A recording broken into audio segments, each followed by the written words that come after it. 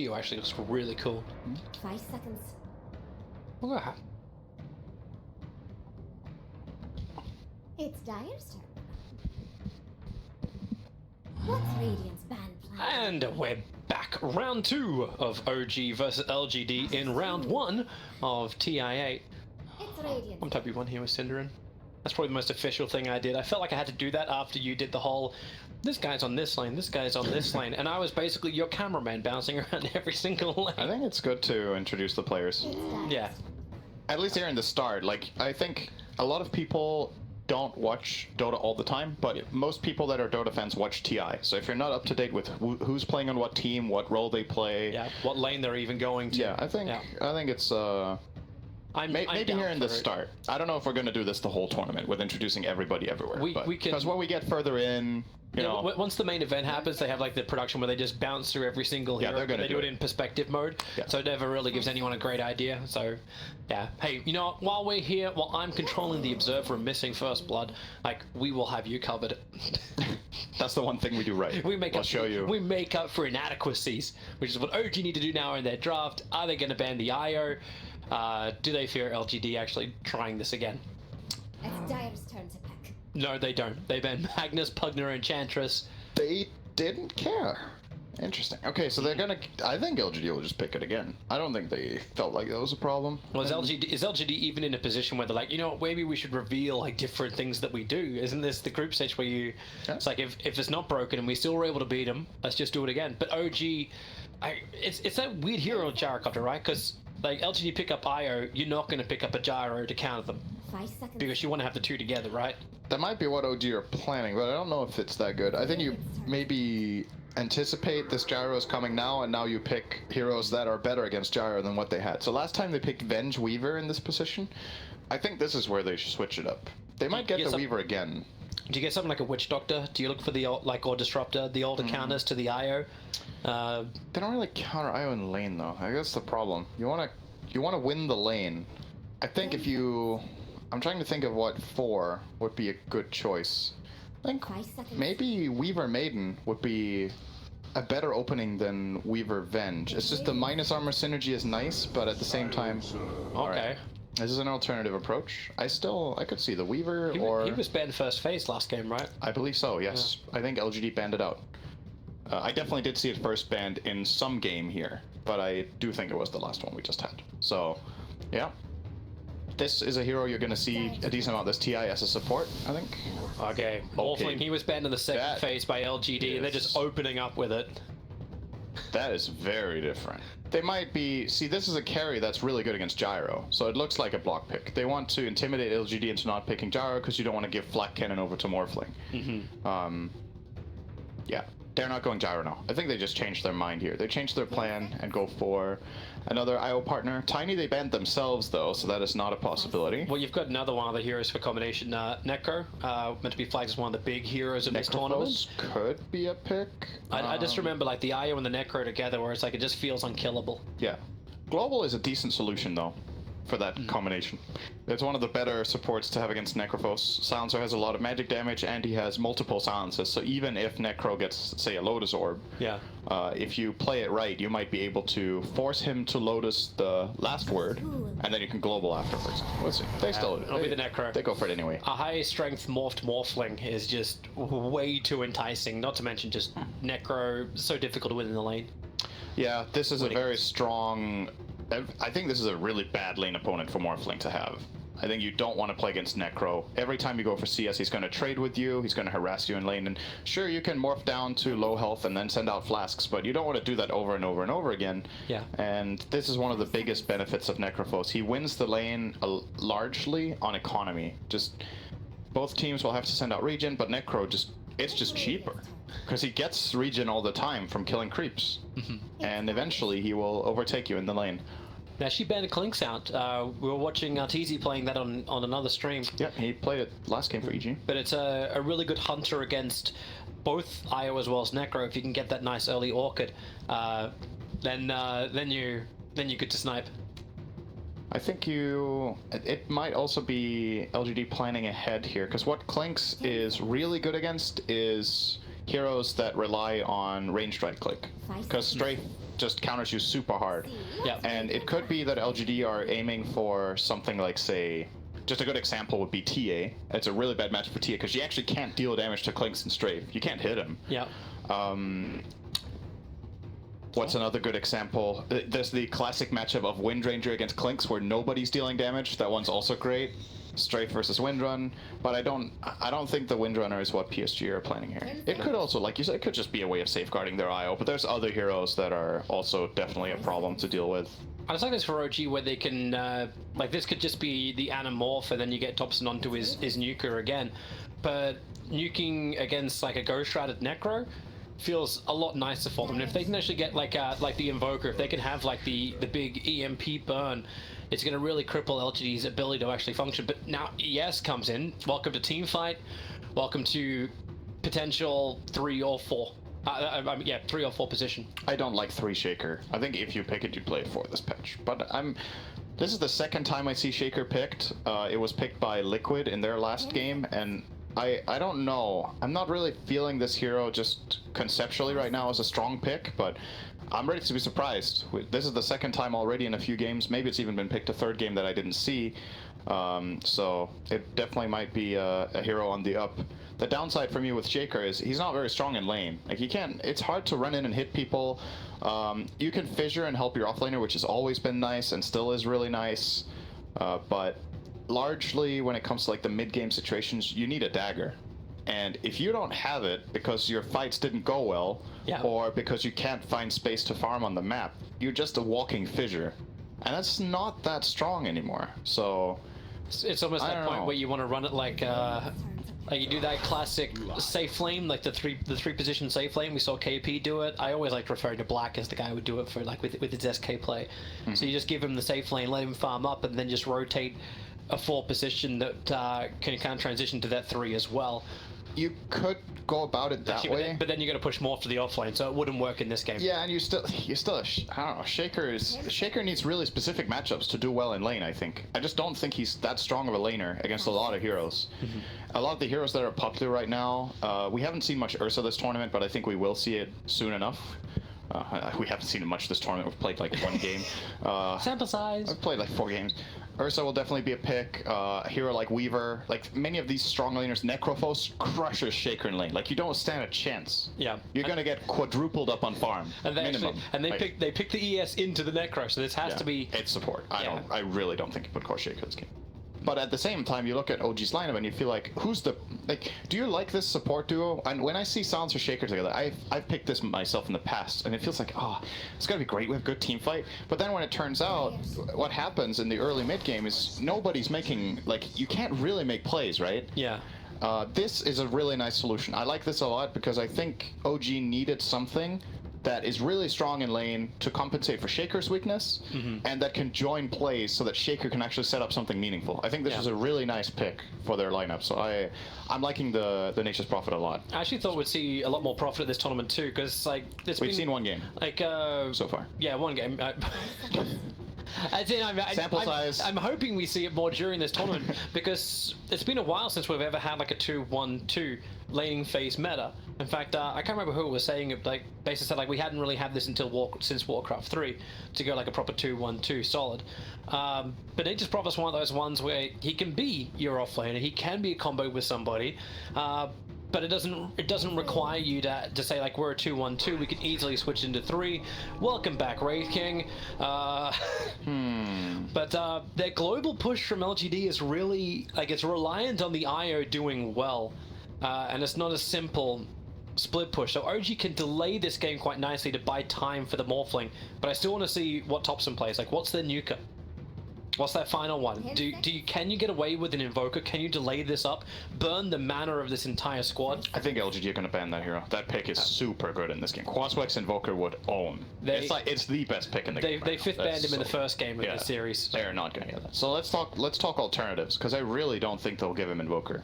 I think the Skywrath Mage is better this game than last game. Just overall looking at the draft, I feel better about OG this time. Really? I think it's going to go better. Do you think there's enough sustain though? Like Wraith King's just going to end up getting Blade Mail again. Like, can you do something else like a Death Prophet, for example, where you can just let the spirits do the work and you got a lot more sustain through Siphon?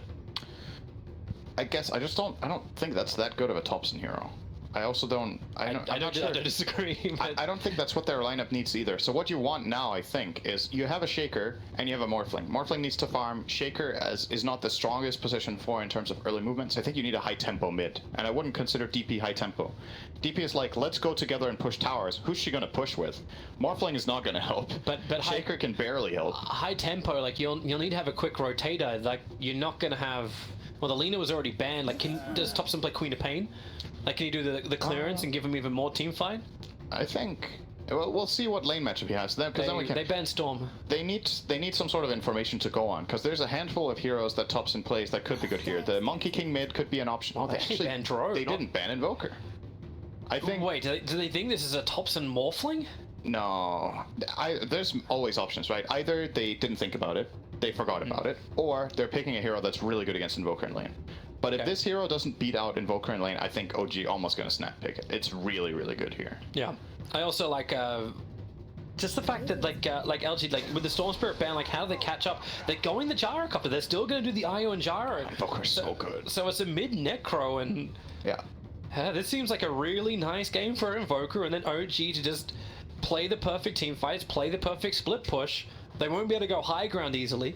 That's where the Gyrocopter is going to work really nicely to just counter push, but it's too good. Had to do it. It's a really good pick. I think so. Going into this game, if we were to say that these two teams are evenly matched in terms of skill, which I think is hard to say when you've seen how good LGD has been and how they won last game, but I feel much better about OG's chances in this game. And if those teams were same skill, I would say OG has an advantage heading into this game, but I don't know, man. Like, how did they get this Invoker? It's the outplay from game one, right? Maybe LG just looking to challenge themselves early on. I don't think so. TI, whatever things on the line, and oh, whoops, I lost this game, so now we're dropped into the lower bracket. So there's multiple things here, right? Remember when we looked at the first phase, we were like, oh, they're picking the Morphling because they want to intimidate them to not pick Gyro. Yeah. I was just like, well, we'll pick it anyway. Okay, so this Morphling will have Flat Cannon. Yep. Turns into Gyro. They have Mana Burn against Necrophos, Lion, and Wraith King on the Invoker. There's no way Thompson doesn't play Quaswex in this game. It's super good. And OG has a strong offlaner. I think Nature's Prophet is one of the absolute strongest laners this patch. The reason it doesn't get that much love is what do you do next? Like, how do you... It's really, really good to win lanes this patch, and you definitely want to do it.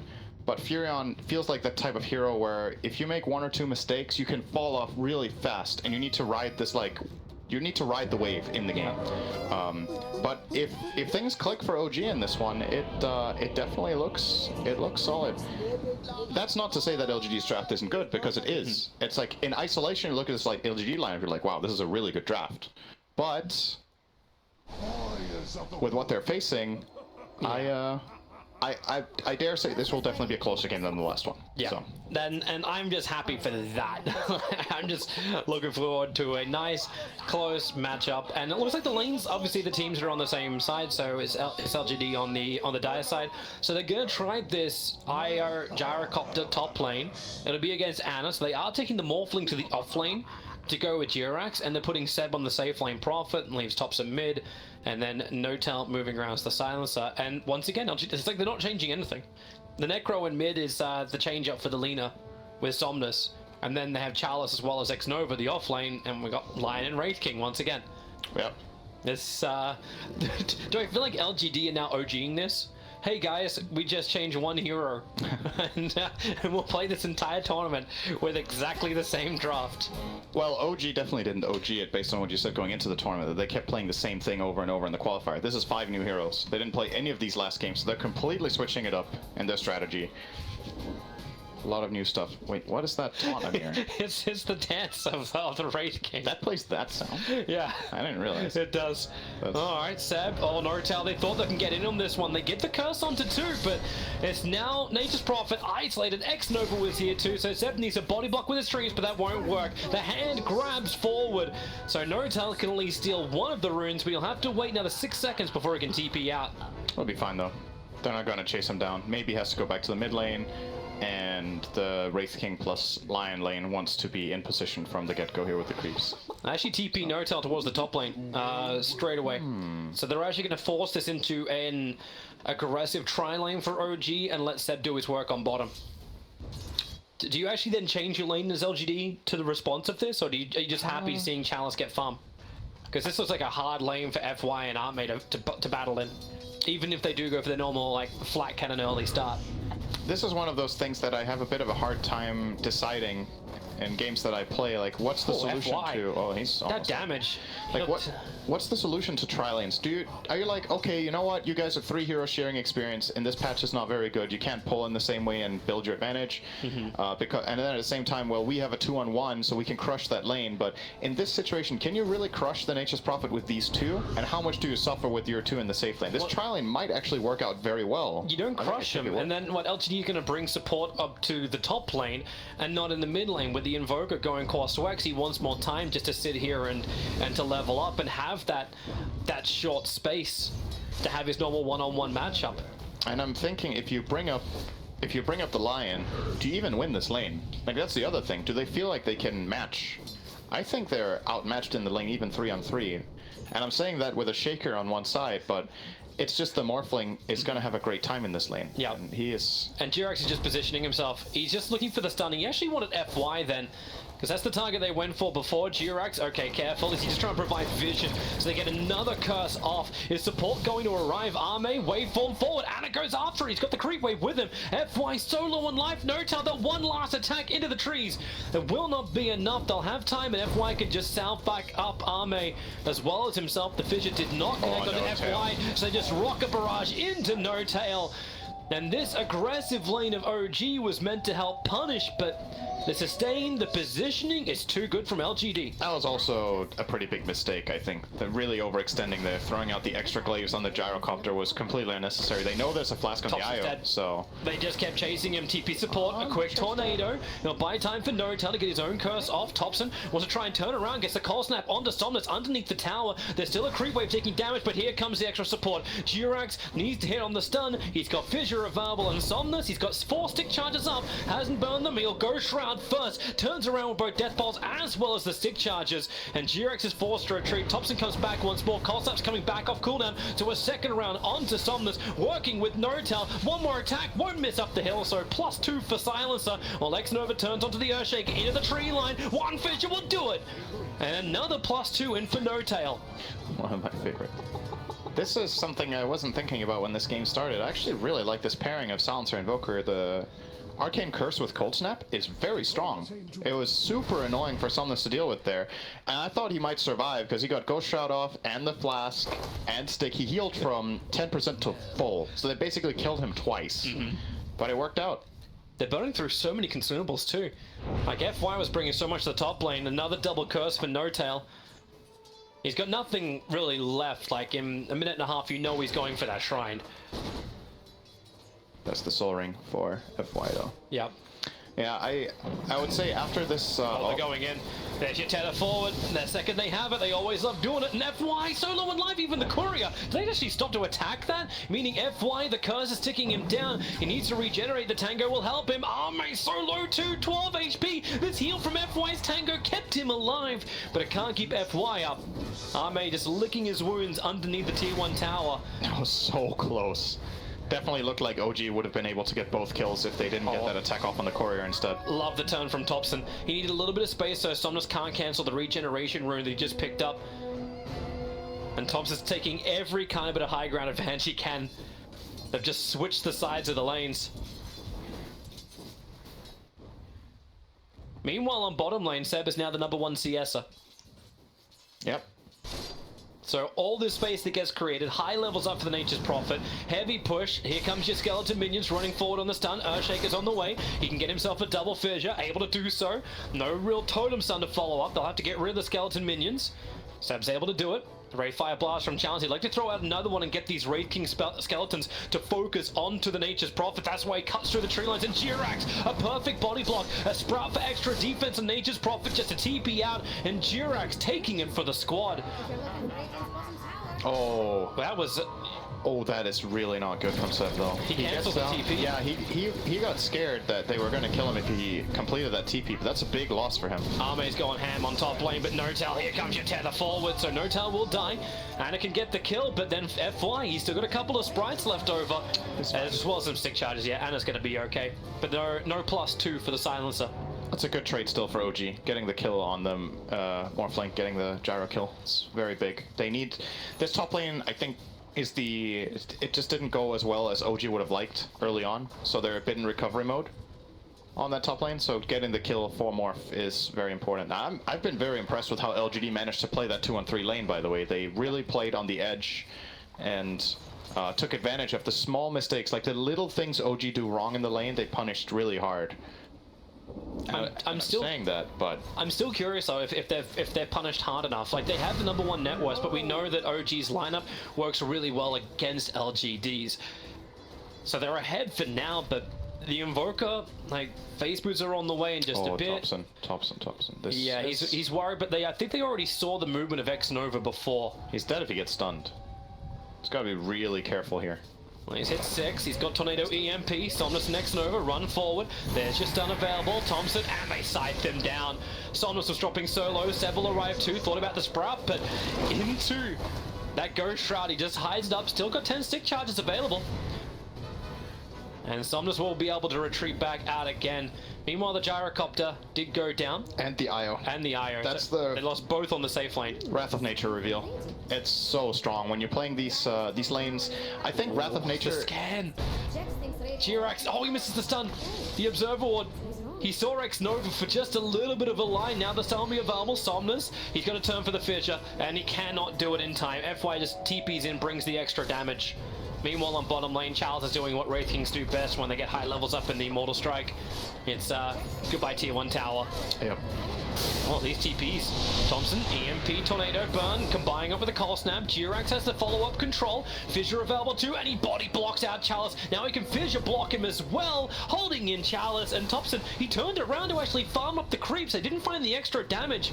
You will lose top lane as Io locked in, silenced up. Seb came in to join him this fight as more +2s. Wraith King is still on the run. Rotations coming in from Somnus, so maybe a missed opportunity down on bottom lane for OG, but they still capitalize on top. Nice Detail from Somnus there when he walked up the high ground. He made sure to pretend he didn't see Jerax. He saw him the whole time, but he walked up and then he like sidestepped like he was, oh, there's a Shaker. So he didn't give away his ward. Very nice. Arme's in trouble. Another curse coming in. X-Nova's going to arrive, misses the stun onto Notel, who is able to get the curse over onto line, and thanks to the sprout from Seb, Notel's got more distance. Arme turns on the flak, and Charles has joined the fight as well. X-Nova will go down. They want to be able to TP out this one. Notel, he's starting it off. Anna now waits it out. He wanted to wait and be the attention creator to allow the rest of his team to get back out. Yep, they do full disengage. Still, it's very interesting to look at the levels of this game, actually, when you look across these heroes. There's the offlaners, which are, in this game, the safe laners are high level, and the mid laners, but the carries are both level 5 and 9 from this early chaotic laning stage. And for OG, it makes sense, right? They started as 3 for quite a while, but the amount of pressure they managed to put on the gyro has still limited Ame enough that he's also only sitting on that 5. They're going to have a crack towards mid. Tornado EMP, they need to keep these chain stuns going onto the Necro, so there's no mana to work with. A follow-up Fissure, but Necro, that Ghost Shroud plus stick charges, the hit won't miss uphill. And once again, Notel has the RNG with him, and LGD has the entire team with him, practically. Io's the only one who's not here. Now connect onto the missile. Onto Jirax, another quick curse. Jirax, he's got a little life to work with. Looks for the follow-up stun, keeping Gyrocopter in the fog of war. You'll lose Notail. It's a bit of a spree to take, but the ES will survive. In the meantime, it's a lot of space for Ana. He's getting the top tier 1 tower. I think this exchange for OG, getting the Necro kill for this is worth it if they don't lose their mid tier 1 now. They're going to try to TP and defend. Oh, this... Oh, it's actually fine. Curse on the Chalice, maybe not so fine. That may almost be enough to pop his Ankh. 1 charges, no, it keeps him up. Fissure didn't connect in time. X-Nova dies back behind the tier 1 tower. Notel has been really involved, by the way. We haven't looked at this yet, but he has stolen 18 intelligence minute 10. Yeah. He's been in the AoE for 9 of their kills. Oh, excellent. Interesting fight top. Yeah, Somnus versus Morphling. It's the same versus the same. Here comes your curse. Notal again. He's got that last word available in half a second, and he's using it onto X-Nova so they can guarantee the kill onto the Lion. The side that doesn't do enough work. Necro's going to fall as well. Plus 22 for the Silencer. That's one smart Blade Thrower. Not to mention they now see a very nice stack to farm too. Shame there's no Gyrocopter to steal Flat Cannon from. This is a very different game from the last one, and it seems that what has really stifled LGD in this game is just how slowly Ame has come online. The Gyrocopter has not been that much of a factor yet. Yep. Now he's level 6, closing in on level 7, so we'll see if they can find openings in this game to pull it back. I think the hero you want to play around is this Wraith King Blink Dagger. That's what LGD are waiting for, and then they're going to try to strike. Nice fissure. Perfect fissure block from Jirax. Charles thought he had a small opening to get back out, but now Global Silence is up. Lion can do nothing to help the Wraith King, so his reincarnation will pop. Io, is he going to bring in extra help? Yep, the relocate is should be coming in just behind the lines, and Thompson, he saw it. He got the tornado off onto FY as well as Army, but it's still not enough. That flat cannon damage. He doesn't have a cooldown. It was on cooldown for an extra 2 seconds. The fissure stun is available. FY will pull him out in 1 second's time, and it's just not enough. Barely killing off the Gyrocopter, and now X-Nova revealed by the Treants. He'll be able to escape. They want the bigger ones. They wanted Chalice, but a tower denied from Thompson. I think that's actually it's the second tier 1 tower to fall, and both have been denied by OG. Oh, Got him. Oh, I can tell you from experience that feels so good. That is the best. Just getting a fog finger of death kill on a carry. Coming over. It's a good curse, but Thompson, has he got the movement speed to get out of this one? He does not. FY, low on life, no tower with another +2. 26 intelligence stolen. X-Nova said couldn't trap him in. Jirax's vision won't be able to arrive in time either, so instead they can look towards the Wraith King. They know his reincarnation is down for so long. There's your vision, create some space, lock him in with a Sprout, and Notal on 10 HP will get the kill onto Chalice. A big spree to end, and they're just tipping him. It's not like he's got enough. 28 stolen intelligence now. He has so much mana to work with. I wonder if they're going to try to give no-tail items in this game in some way or not. Because they need the... Shaker is not the kind of hero where like, you know what? Don't worry, man. I'll play 5 this game with a Soul Ring minute 30. He has to get a dagger eventually, so they can't really pass no-tail over into a true 4, but just look at how strong he could be with this extra 28 int. It really matters. He could make a Silencer like Silencer has all these DPS talents. He can run him as a core with the attack speed, the attack range, and then having the Glaive of Wisdom with his change up with Aghanim. Let's not get ahead of ourselves. Is he really going to get level 25 this game, Toby? I don't know. Well, this game may go on for a while. LGD can defend the high ground pretty well, so if OG... Silencer support like never gets 25. Yeah. Almost never, at least. But it could happen. You can just think of the dream. A 3-man smoke up. It was out of range of any LGD Observer Ward, and they're looking to wrap around the back. They already had their own deeper obs down. As FY looks like he's going to be target number 1. Thompson rotates up. Tornado EMP. Jirax into range for the fidget control, and Notel plus 30. Just watch that counter. Tick, tick, tick, boom. And we got a mid tower at the same time. I like this play from OG a lot. It's one of those plays that can backfire, where you show presence in mid with 2 of your cores and you're hitting the tower, and the enemy team's like, oh, they're protected by the supports. But the supports are off making another move. But what if LGD had jumped the mid while they were doing that? That could have turned out pretty bad for them, but they play aggressively, they pose aggressively, and they get the job done. Kill and tower at no cost. That's a lot of vision in range of each other. 2 observer wards near the Ancients. Yeah, I don't like this warding. I don't think it's that good. I think they did it because like Notel was pinging out Roshan, so it was priority number 1, but they needed to push the top lane back before they could go in for Roshan. And maybe they also feel like LGD are nowhere near strong enough to actually contest it. It's like if you look at the way these wards are placed, right? The ward in the middle of the 3 is probably not necessary, right? You could place that closer to the pit where Jerax just pinged. If you have it on the lower ground there and you break smoke, you have some good info. Yeah, it's okay. Now Jerax has to stand there. But no one's coming for them, and they've got the sustain. That's an early mech on the Nature's Prophet. Mech? Yeah, he's going real classico here. Excuse me, what year is it? That is actually that's a retro build. Seb's a hipster. You know, he always wants to have like something like, but it's so this mech, I'm still not feeling that they can push into LGD. Like, Not yet. I still don't think they can take high ground with it, right? Or is it meant to be just enough they can keep the creep wave alive, they can go in? Because you got Death Pulse, you got Skeleton Minions, you got Flat Cannon. I just think that the call for the team is the way we're going to itemize Fury on this game is we're going to use him as an aura bot. So he's going to get Mech, Crimson, and Pipe. Maybe Pipe, we'll see. But Okay. Looks like Crimson is the choice for now against the Gyrocopter. Obviously a great item against that hero. They're looking to defend bottom. But yeah, I think I would have liked to see the Crimson first more, actually. I don't blame him for going Mech. The item isn't that great right now compared to what it has been, but it can still be good sometimes. It's more... When Armes had such a bad start, like, I can blame him. Oh, They actually got the stun. That Tornado, it's a long range one. Chalice will blink, but he doesn't get down the ramp. But there's no Observer Ward to really see anything to play from that. And, okay, I need to... What you doing? Oh, okay. Yeah, it's the rebind. Doesn't let you use F1 as that, but I'm a stubborn mule. And I like my F1 for all fog vision. Alright, so they may deward one of the obs, and maybe that was another part of the shady plan. Oh, they got one of our obs. They would never have committed 2 to this area. Wait, which one did they get? They haven't got it yet. They put the sentry in the low ground. I see it. But that's a nice stack to farm up. Alacrity buff up as well onto a Morphling. Yeah, OG are gonna take the stack and then they're gonna go top tier 2. It's so weird looking at a level 9 Morphling minute 17. It's the levels of this game are interesting. Doesn't feel natural, right? And it's a level 12 Necro. He's number 1 on the field. First item Mules. I like this a lot. He needs a way of solving the EMP problem, and he's planning to just dodge it simply with this Yules, and it's also good against Silencer, obviously, so it's like a multi-purpose item, this game. Both of those spells are great to avoid. I don't know if going Yule's Blink is going to work, though. I think he has a lot of weight on his shoulders to do damage in the fights and be a threat. And right now, he doesn't threaten that much, except from Reaper. Like, if Jirax continues to get the space he's getting up on top lane, you get that Blink Echo Slam, there is no response from Necro. Like, the Yule Scepter won't be able to save him.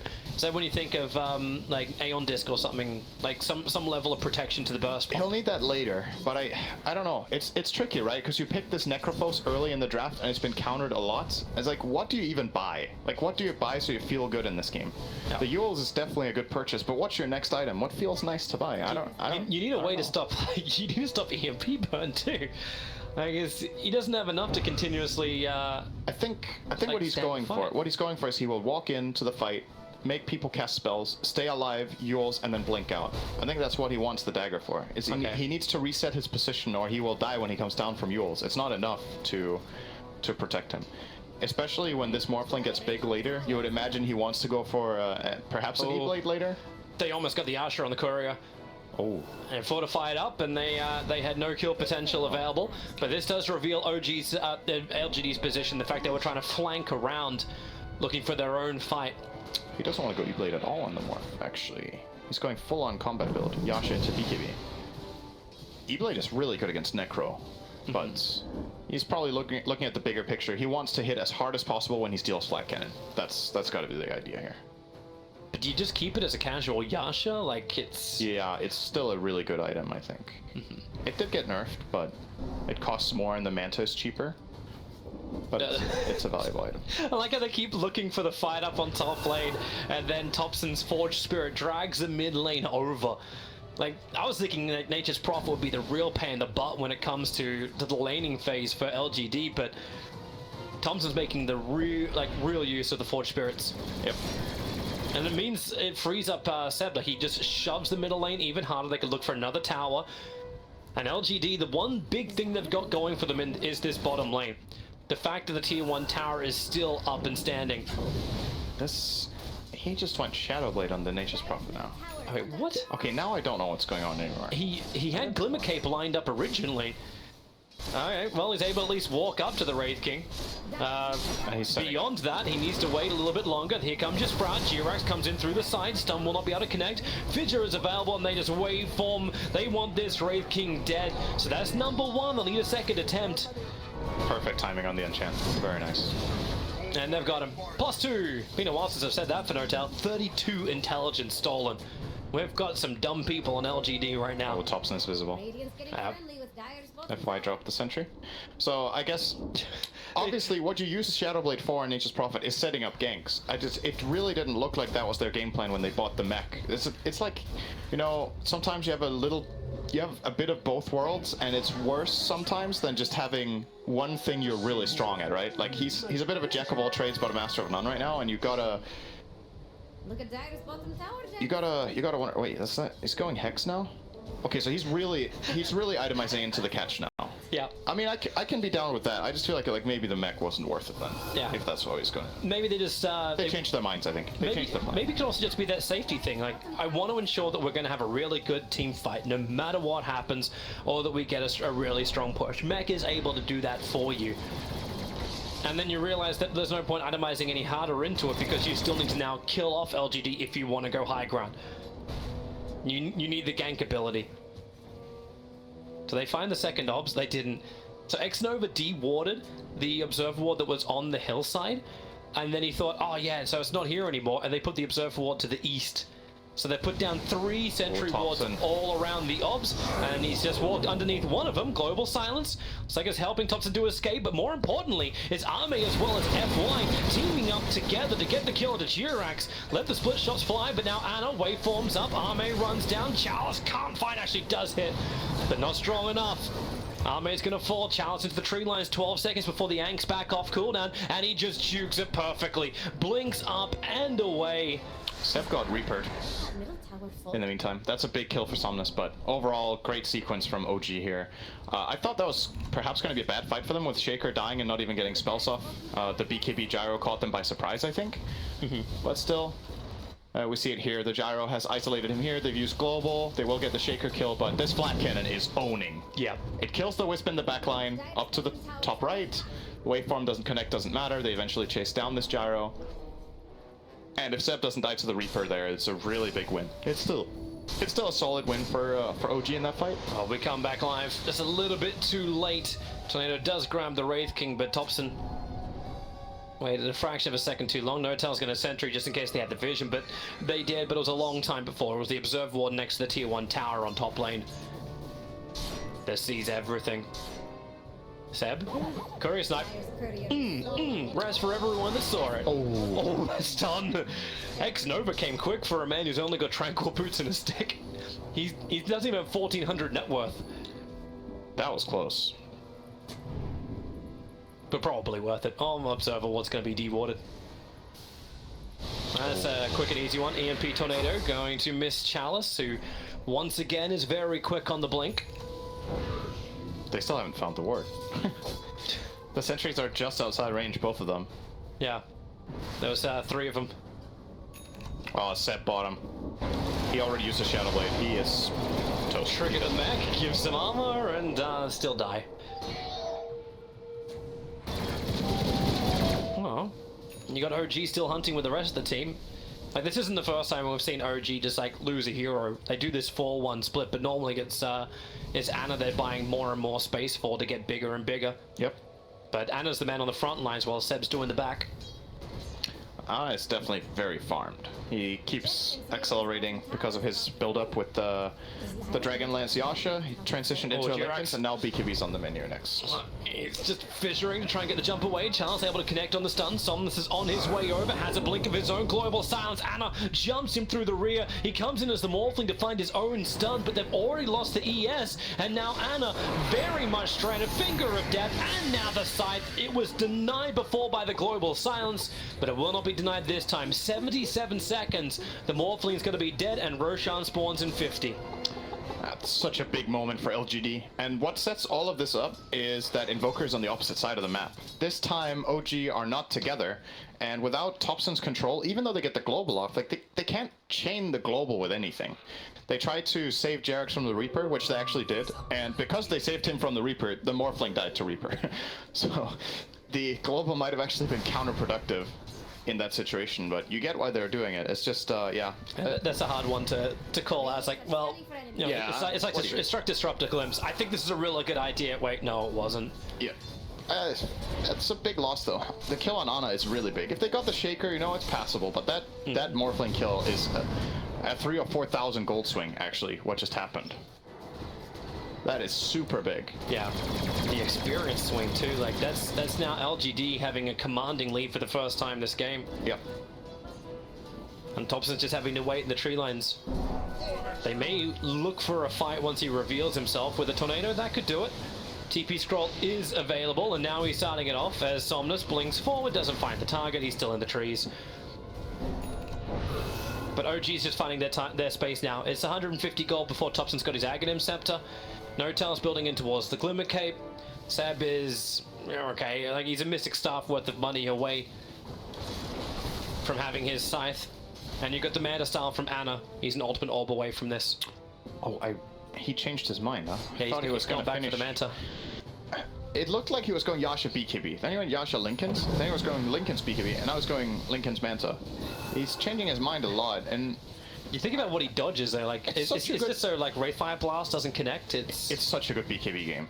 He will get it. It's just I don't know if this is the right order of buying these items. I think OG are missing a timing by not having a BKB on Morph right now. Because I think if they have a BKB on Morph and they get the jump, the Morph is going to kill everyone. Unless the timing is to just delay this game even more and more, like, and you almost split push with the Manta Style up a lane. I guess they could do that, but it's not out of the question. They have really good split push lineup. They have Nature's Prophet, Invoker, and Morph, so it's definitely playable that way. It's just they're doing split push into relocate. It's always dangerous. Like you gotta be really careful. Like, do they even win this game late game? Like to just push this into split push, like eventually. That is very debatable. Like who caps out when there's Reaper's Scythe on the field? I always worry. Yeah, I really like both lineups late game. I don't necessarily think OG need to worry about going late. It's just they had this game under control, and they lost it in the last few minutes. So. Oh, tier 1 tower on the top lane is finally being pushed in from LGD. They had vision to do it previously. There's a blink into the tree, so Jirax, level 2 Echo Slam, ready to roll. Very dangerous thing for LGD when they have a large amount of skeleton minions are pushing the lane. But LGD feel it, and they're going to back up. They didn't de-ward the sentry wall because they didn't want to reveal their position. And OG... Now, they have no issue about doing that. And again, they look towards Roshan. He is up. This is Aegis and Cheese. So, critical one for OG to claim if they want to ensure the next team fight belongs to them. So they go into the pit.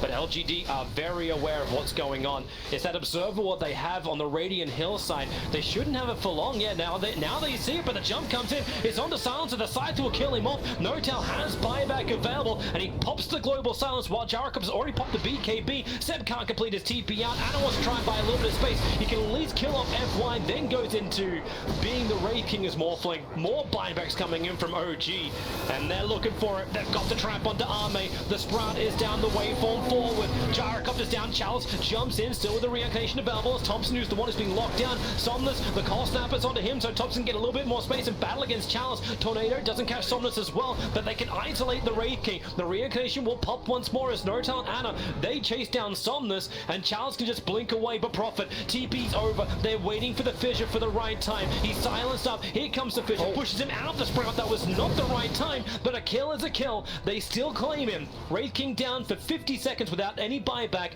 OG can claim Roshan. There was a cost, but it's going to belong to them. And what was very, very important in this situation is that the Reaper gets used on the Silencer in the opening. That's the one piece that LGD are missing when this fight goes long, is that they don't have the Reaper for a core. They can't Reaper Thompson, they can't Reaper Ana, and OG know it. They're just playing off the fact that Necro doesn't have ulti. It's like, if Notil doesn't have buyback in this situation, LGD win that fight probably. But since he does, his next death time will be really long. But until then, this is definitely, it's good for them. And in a way, you could say it's a little bit fortunate, right? Like they managed to stand under a ward and give LGD the opportunity, but the one jump they could find was not the one that they needed. The Reaper on Silencer, if they could have killed him without Reapering, that could have been really good for them. Instead, OG pulls the Homer to succeed without even really trying. LGD, of course they're trying. But so Seb, Ana, like they're trying to remove this last outer tower. Still pushing high ground is an absolute nightmare. Like Arme went through that entire fight. I think he got his flat cannon charges off, but he never had the stuns as well. And I don't believe he even got the call down off. There goes the tier 2 tower on bottom lane. Where are you going? It's still, net worth-wise, it's a close game, but Yeah. it doesn't... Oh, this is a really big item, actually, the BKB. The BKB son. Yeah. It just feels like OG are in more control than 2K, you know? Like, when you look at the map, they're... It's like it's OG's fight to find. Like they push in the bottom lane, they burn off all the mana of Charles. He has no reincarnation in this phase, but that's the reason why you got one charges as well as FY to bring him back up. The fortifications use the tier 3 tower to bring this down, such a huge thing for OG, because then they can start claiming shrines. But they don't need to force it. They can wait it up. They still have Aegis, they still have cheese. And they've still got all, like, pretty much map control, thanks to the movement of Seb. And he's looking for X Nova in the trees. Have they got extra help? Well, who's looking for who? Yeah, relocate. Global silence, it cancels him! Io can't complete it, and now it's nice at X Nova doing his own TP out. He'll be successful. But global silence, we kind of got to remember the new Io. Yep. And because they don't get that kill, Seb now has enough money to finish up his scythe. They could have delayed that item for a little bit longer. That is a really big part of the silencer counterpick to IO when we saw it in the draft. That is extremely useful. Being able to just cancel out relocates with it. It's the new disruptor, if you will, for that reason. Yeah, Nice solution. Yeah, we're looking for the counter. You do still want to have it for team fights. Anna. Oh, he got the flag. Gyrocopter and then lets it rip. Arme has to go into that BKB. X Nova cannot stand close by. He lets off the stun as well as the Hexa. Can't stop a lot of the damage, but now Reaper's scythe flies forward. Thompson just tanks through it. Deafening Blast pushing back the Gyrocopter as Wraith King is the one who's isolated. It was the solid homing missile who's going towards him at the moment. He'll be fine. Yeah, they tried to Reaper burst Thompson, but the mech came in. I think the connecting damage from LGD just wasn't in range either. They didn't get a finger off before that, the Reaper snapped. So this is big. No BKB on Gyro. And OG they're pushing, refilled. They're pushing all lanes. Like Seb's taking this tier 3 tower on bottom lane with no contest. Chalice wants to blink in, but you've got Invis. He does it too late. Mistimed it. And the mid lane. Tier 3 tower will be lost there. Somnus with a quick aggressive blink forward. And you'll be alive with Death Pulse. Homing missile, easy money. And now they can take the shrines. Anna looks like such a beast too when they give him Alacrity. Like you give him Alacrity, it's got the Aegis of Alacrity Black Cannon? That's pretty stupid. Yeah. And then becomes Necro for healing. He's still not going BKB now. I kind of like in this situation not going BKB now, because he has an Aegis and they're in this good position, so they can try to play around the Aegis. At the same time though, if they don't get immediate value out of this Aegis, he's still playing with a risk of getting locked down and killed. There's so many targeted instant stuns or fast stuns. Wraith King stun, Lion Hex, Mana Drain to take off the Lincolns, Impale. Even in the middle of these chaotic fights, a homing missile can actually be super annoying. So you gotta be on your toes as Morphling without BKB. What do you think about the Slammer Shaker? We're getting an Aghanim Scepter build from Durax. Yeah, I think this item is really good now, actually. It's actually changed, because normally it was like that. Yeah, the jump is better. I think I don't remember the exact change, but I think you jump faster. That's what comes to mind. Cast range increased from 900 to 1100 was the last one. Yeah, I think there was one before that too with cast, like just the jump speed or something. I personally have not purchased Ags on this hero for 2 years, so but I've seen other players use it. Oh, Anna. Nice stun, run away. Homing missile still behind him. Chalice wants to go for the fight. Aegis Immortal, it does time out. Yeah. Well, now there's a risk. That's why LGD were looking for that fight in the first place. They want to hit that perfect moment to kill him off, but now Thompson, Durax, does actually get the stun onto the Gyrocopter. They don't really have the right line for it as Wraith King BKBs. Dodges the Wraith Fire Blast coming out from Anna, but Charles is BKB. It's the 10-second duration one that he's popped, and he hasn't really found anyone. In fact, they kited him out, and then they look towards FY instead, who has to tether himself down to the bottom lane to defend against the push onto the rack. Stun strike, well, we haven't heard of one of those, and the Yakka Slam! Durax arrives with a 3-man hit. Hits it absolutely perfectly, but then the Ford Global Silence Army, he's going in real deep. They have that first kill, and it's over onto Seth. No buyback available for him. The Scythe comes down to onto Thompson. He'll get the cheese off. The Scythe did not find the kill, and now Raid King, another follow-up stun. Waveform forward. They'll break the Ank on him, but the Hex onto Ana in the backlines, really, really problematic. They'll be able to isolate him up. He's got no escape really to work with. Waveform in 1 second, but 1 second is too long. Thompson now has to just run himself out. No Town was able to TP away to safety, but LGD just have the greatest fight. Oh, there's some beautiful irony in that. Like, gets the Echo Slam, they jump in, they drop the chat wheel lines, and they just lose the fight horribly. Oh god.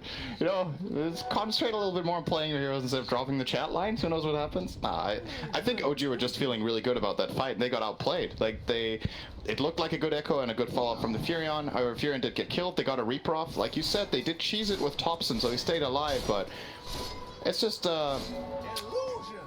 LGD were in control after the first 5 to 10 seconds of that fight. If they survive that echo and the global, and OG don't find kills in it, well, what do they do against this Wraith King who just jumps at them? What do they do about the Gyro who has the backup of the IO? They didn't have the damage. And now, guess what Morphling's doing, Toby? He's like, alright, maybe I should get it turns out I need it anyway. And yeah. But he's a long way away. Like, I'd say, well, he was a long way away. He's actually 3.5k. Never mind, he's actually perfectly alright for a BKB timing. Plus 35 alacrity, damage, so we're gonna see it here. So here's the Echo Slam. Invoker's a little bit far behind, actually, but he doesn't seem to have the right spells ready, so they do get the Echo, but there's no direct follow-up to prevent the BKB from Gyro from going off. He chases down the Shaker. This Reaper does not give him the kill, but you look over the Dire side, they're relatively healthy, right? Like, the IO is half HP, Breaking still has ulti ready. We get to come back alive. LGD were coming for an invasion, but Ana was there to find them, so the Gyro comes to dice very early on. There's a space-creating tornado, which actually clips onto the IO. Charles will begin his BKB. The damage output is high enough to break him. FY completes his TP out. Charles will not be so lucky. A quick mech, no follow-up damage. No Tal could survive. Plus 40 now for the Silencer. A regeneration rune if somebody wants that. I think Ana will be very happy to claim it. And 2 heroes down where they want to force a buyback, and no Echo Slam used from Jirax. And no global. They have both spells still. Oh boy, and now Blink 4 could have actually done it instantly onto X-Nova, but it does not come as a fissure instead. They have no vision inside the base, nor any defensive sentry wards up from LGD. Here comes Ana with Alacrity. Yep, and 1 buyback. They'd like to have the second onto the Gyrocopter, and then probably the fallback. Remember, they do not have the Aegis the Immortal anymore. Echo Slam, Jirax goes again, and then the jump up and away to absolutely nowhere. He'll be sighted down for all of his good deeds, and maybe this is enough space. The buybacks are already fully out from LGD, and there's full retreat now from OG. Maybe not enough when Invoker, Yule sets it up. Thompson gets hit by the missile. He's got no way to escape out. 2 heroes from OG down. They're both dead for a very long period of time. Waveform away. Morphling will be able to dodge that Wraithfire blast. But now LGD, they're hoping Roshan's going to be up, but they're going to wait a minute and a half for it to happen. Meanwhile, they did lose their bottom range racks while the fight was going on. Well, they actually don't have buybacks on OG here. This is really dangerous. That's why you're seeing Seb already on the bottom lane. He's looking to get that push in to get a counter racks, bring him back home. Yeah, they do have relocate though. It's tricky to get this done with Huron against this specific hero. We'll see if he can force enough of a rotation that LGD don't just go high ground here. But it's that timing, be worried about the buyback. Like if LGD go high grounds, like they also have to consider Roshan. So they burn the fortification, they try and delay it up. You've got the long range curses, Chalice jumps in, reincarnation's available. The damage from Ana's pretty damn good, however. And now in trouble, the Scythe, Ana! He'll go down, no buyback. Ana is actually down for the count. Sam is pushing in the bottom lane, so they're looking for a counter Rax. Lion's already coming back over. Watch the IOTP or relocate. They're not bringing everyone back. It's just Arme and X-Nova. And they haven't done the mid-Rax. Charles is still here, but Seb, he comes in from the bottom lane. FY's available. He doesn't have the mana to actually relocate him out, so Charles will BKB up. Seb will do the same type of thing, turning to hit back into the Wraith King. Sprout's available. He does it on the ground. He couldn't do it on target thanks to BKB. And Charles he's just surviving that tornado. That's a wide ball. FY, he's getting the mana up and running, and he won't require it. Charles able to blink away. The Fissure able to connect. Thompson's on the hunt.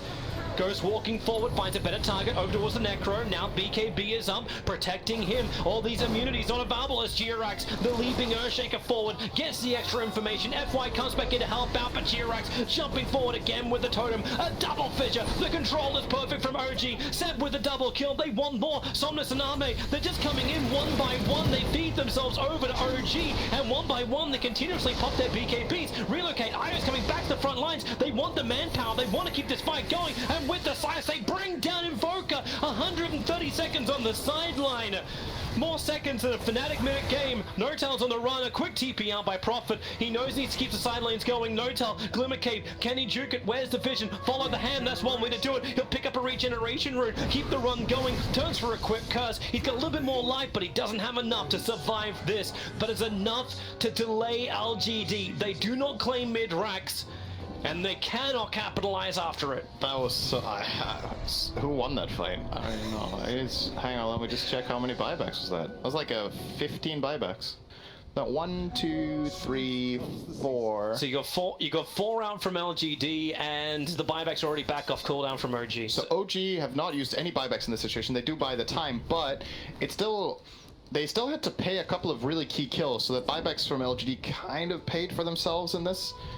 It's like, you imagine, we look at this and we're like, what just happened? Imagine playing in this situation, like, how do you grasp what just happened? How do you feel like, did we win or lose that fight? Like, you just play on, you know? You're like, okay, let's focus on the next objective, which is definitely Roshan here for OG. By the way, we didn't talk about this earlier. Ana took the Morph Target's Allies talent. He used it on Invoker earlier to have 2 Alacrities, and just now I think he had it on Shaker, which is really, really useful, being able to get that second fissure, but of course his primary target will be Gyro for the flak. However, Gyro has Lincolns, so... Yeah. He's got the BKB, protection, can't get it. And now he's going to go in for a Satanic. All the extra life. If he wants to, Rapier is also on the field, but I don't think they can survive long enough for it. Trees from Seb. Watching Roshan, so as LGD go in, a lot of information. It's a dangerous thing when you have Jirex in the neighborhood, but they have to get rid of the Observer. The stolen gem that Jirex picked up before, he can just jump up there thanks to that Aghanim Scepter. Roshan's so low, they need that blink forward. A jump in, Roshan's low, the Fissure, Aegis Immortal Cheese, and Refresh Shot all on the ground and all collected up by LGD. OG did not go for the jump. They have to rely totally on these side lanes, delaying the timing now for LGD. The bottom lane's already on its way in. LGD must come home. And LGD are in the driver's seat now, though. Once they get these lanes pushed out, having this huge advantage of Aegis, Cheese, and Refresher. They got double Scythe as well on Necro, because he got the Refresher shard. He could get Dagon 5. He could also save for buyback. He's working on this buyback as it looks for now. It's a dangerous territory we're into now, because LGD has this life advantage from the Aegis and Cheese, but they don't have buybacks. So this next fight, if it goes poorly for LGD, they just lose the game. If it goes well, it's a matter of how many buybacks does OG actually have to fight with. They don't have one on Morphling. The Furion has his. The Invoker does not have his. OG are actually just... Everyone's a little short, but they're only short. They're only short by about 700, 800 gold. So if they can get something out of that fight, Chalice the Prophet TPing in, they get the Lincoln Sphere trigger off, they want to kill off Chalice as quick as they possibly can, so then they can kill him off again. Alacrity puff-ups, in they come onto the Morphling, he hits like an absolute truck, about 400, and the stun from Jirex could not have timed it any better. The Scythe will be in the back lines, but it's on the Silencer. He can just buy back, get the Global Silence off, allowing Seb to beat the crap out of Lion. Not so much, however. 30 HP, X-Nova will survive, and the rest of OG have TP'd away. Without their Morphling available, they just cannot take this fight anymore. LGD are doing a really good job at catching Morphling out. He didn't get BKB off in this situation. Ana has to be really, really cautious, because if Lion gets Blink, Monitor, and Hex on him, he just dies. They actually just take him out from full HP with all of the bursts that they have, and we're going to see the replay here. Morphling, he waveforms away. Actually, we might have to go back to live here. LGD, BKB pop from Gyrocopter. Yeah, actually, in our live world, they're pushing in onto the mid-racks. Too much happening here.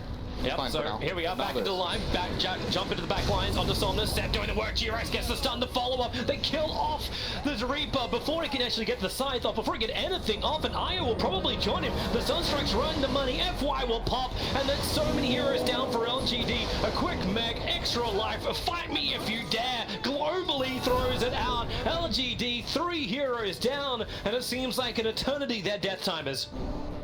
Yeah, if OG don't screw up here, this should actually just flat out be the end of the game. This was a dangerous thing for LGD. Sure, you've got this Refresher Shard, Cheese, and Aegis, but if you take one bad fight, none of your cores have buybacks. They ran down mid and tried to fight this with their Wraith King dead. Sure, Morphling is dead too, but it's OG's base, it's on OG's terms, and they could have however many buybacks. You don't know. Like, LGD doesn't have the information. I actually cannot believe, too, the fact that Seb got that jump.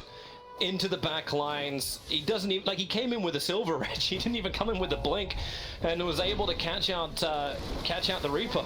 Oh, did you see what Seb just did? What? He TP'd home to let morph into him, to TP with him. Now they both have global teleport. Okay. It's one way to get him to the front lines, and there's 2 lanes of Rax now going the way of OG. They're not going for the GG push. They do have that time, but they don't know that LGD have no buybacks available. They didn't know that the Gyrocopter picked up the Satanic before the fight began. They didn't know about the money.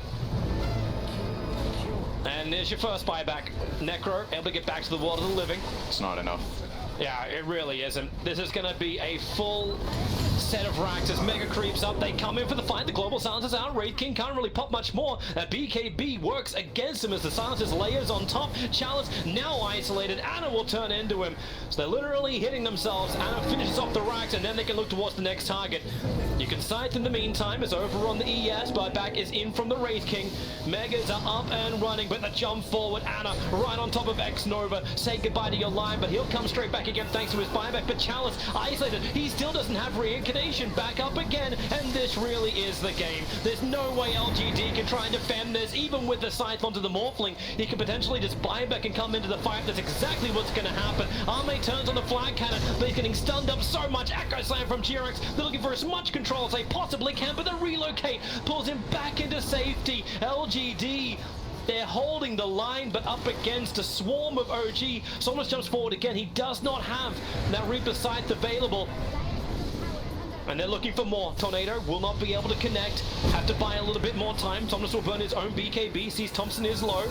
Arme flat cannons off cooldown in 5 seconds time as LGD. Seb, I found a line. It's Somnus over on the edge. Fidget to hold him there. Sunstrike to finish the job. And then they go up for more after the IO, after the man who's keeping Arme up. With his flat cannon damage, it's pretty decent, but not decent enough. There's just not enough follow-up. The AoE Deathling Blast. The G-Rex coming in for Dunk. And LGD, there really is no more joy to be had here. GG, well played. OG will get a draw in their game against LG. I think they're feeling pretty good about that. I really like this draft from OG. Like I said before the game started, I think they solved some of the problems from the last game.